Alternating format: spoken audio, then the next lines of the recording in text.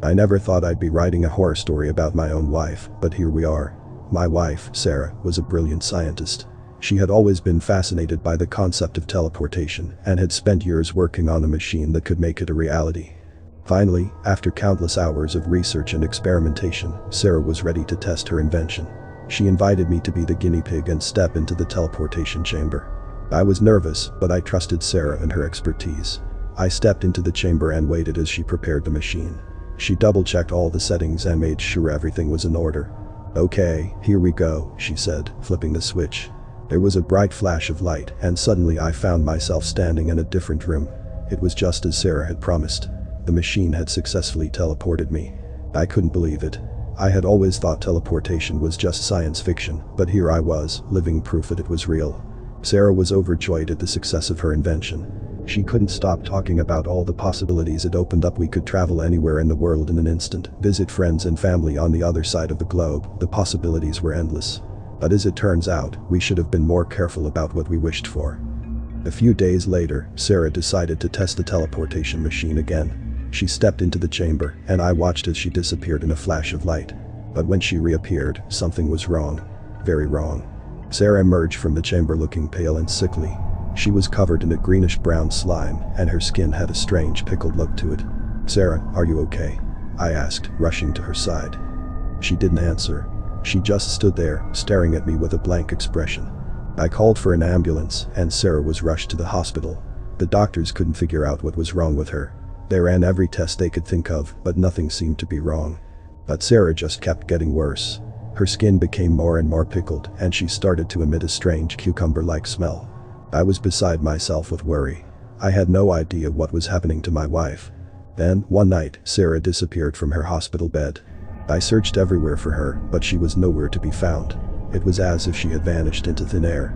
I was starting to lose hope when I received a strange message on my phone. It was Sarah, but she didn't sound like herself. Her voice was distorted and guttural, like that of a monster. "Come to the lab," she said. "I have something to show you." I didn't know what to do. I was terrified, but I also couldn't ignore the fact that Sarah was my wife. I had to find out what was happening to her. So I made my way to the lab, where I found Sarah waiting for me. But she wasn't the same woman I had married. She had transformed into a pickled cucumber monster. Her skin was green and slimy, and her eyes were glowing with an otherworldly light. She was surrounded by a horde of pickled cucumber creatures, all of them hungry for human flesh. I tried to run, but I was surrounded. There was nowhere to go. "What have you done?" I yelled at Sarah. Sarah just laughed, a strange guttural sound that sent chills down my spine. "I didn't mean for this to happen," she said, her voice distorted and barely recognizable. "I left a pickled cucumber in the teleportation chamber by accident.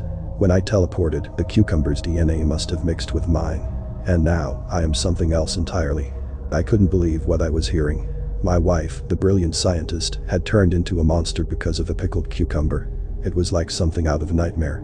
"We can fix this," I said, desperation creeping into my voice. "There has to be a way to reverse the process." Sarah shook her head. "It's too late for that. The transformation is complete. And now, I am hungry. Very hungry." She lunged at me, her sharp teeth glinting in the light. I screamed and backed away, trying to escape the horde of pickled cucumber monsters. But I wasn't about to let my wife succumb to this monster's fate.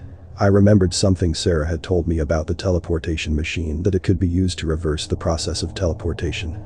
I raced to the machine and frantically began flipping switches and adjusting settings. I had no idea what I was doing, but I was desperate. As the monsters closed in on me, I hit the switch and waited. There was a bright flash of light, and suddenly I found myself standing in a different room. I looked around, relieved to see that the pickled cucumber monsters were gone. But Sarah was still lying on the floor, her body writhing in pain. I rushed to her side and helped her back into the teleportation chamber. I hit the switch again, hoping and praying that the transformation would be reversed. But it was too late.